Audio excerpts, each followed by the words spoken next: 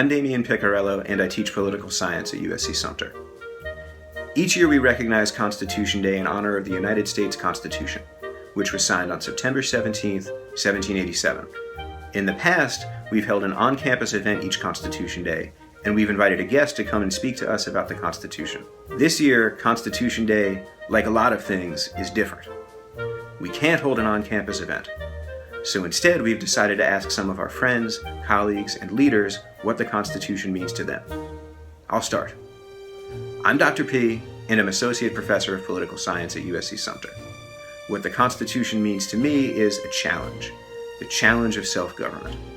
There's a famous story in which Benjamin Franklin is asked what kind of government the Constitution sets up.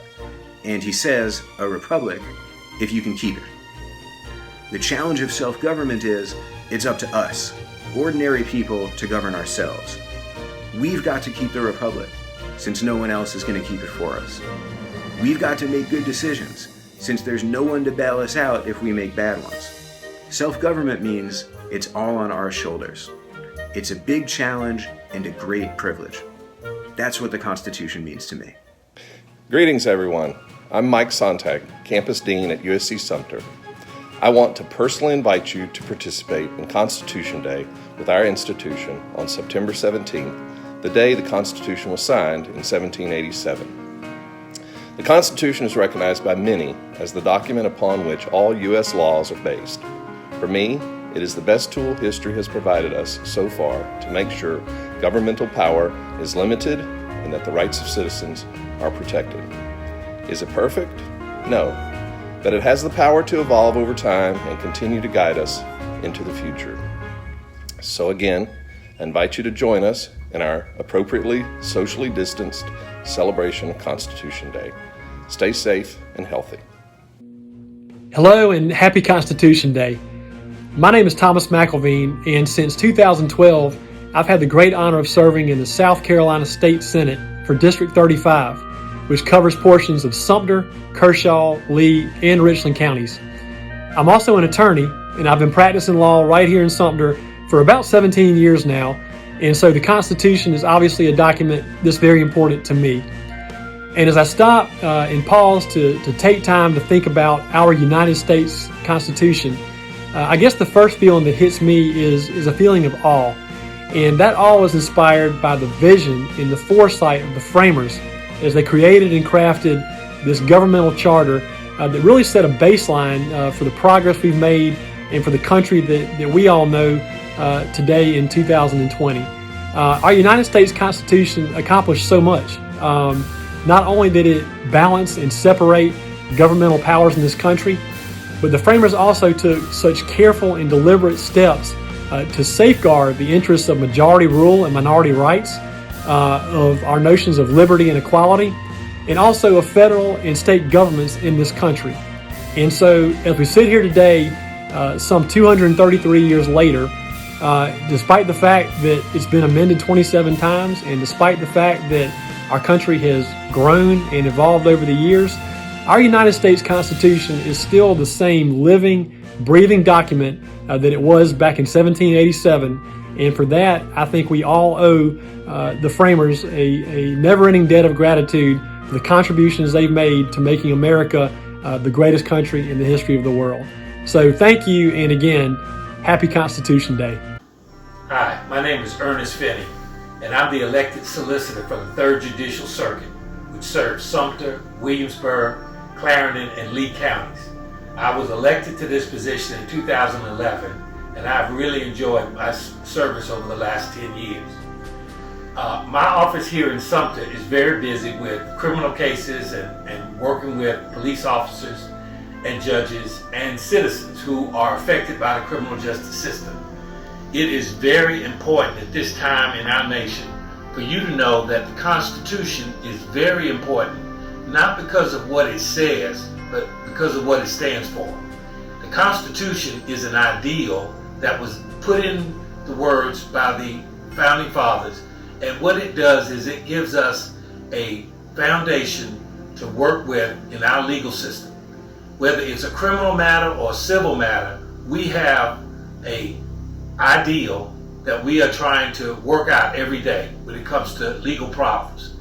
It has certain rights that are afforded to people who have been harmed.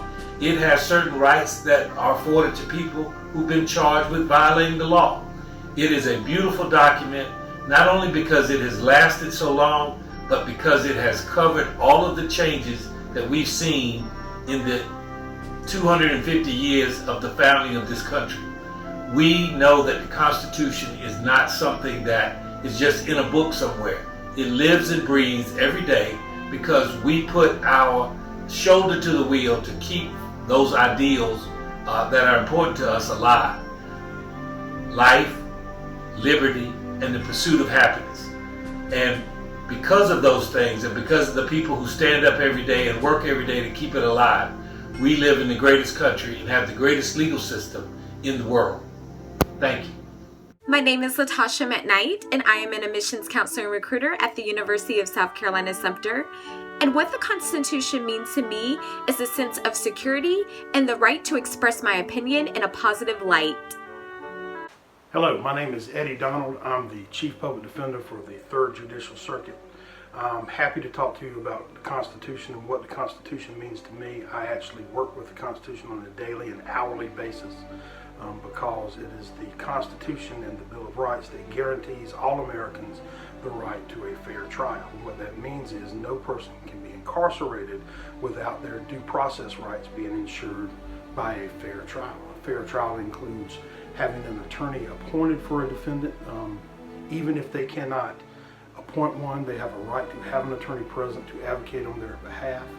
It guarantees that no person shall be detained or arrested without a constitutional showing of probable cause to make that arrest. They have a right to see and contest evidence that the state has against them, confront witnesses that the state has against them, as well as compel witnesses to come testify on their behalf.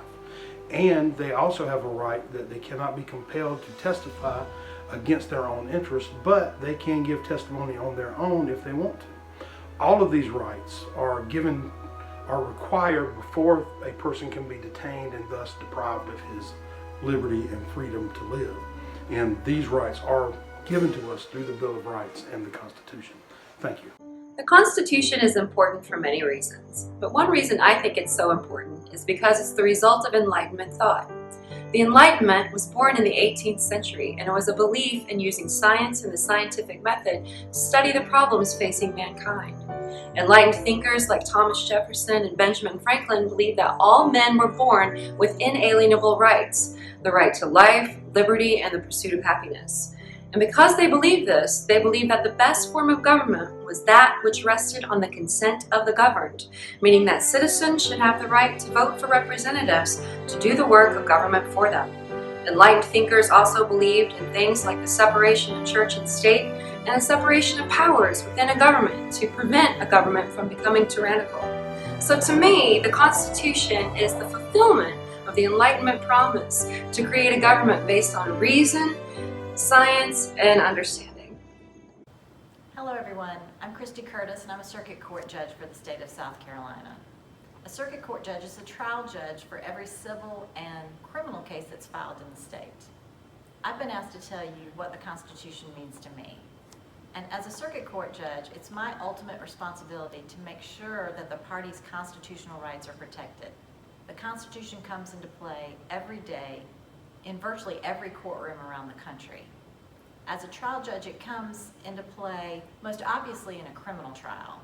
It's my responsibility to make sure that the defendant understands their constitutional rights, that they have the right to remain silent, that they have the right to confront the witnesses against them, that they have the right to have counsel present at any court proceeding, and if they can't afford an attorney, that an attorney will be appointed to represent them.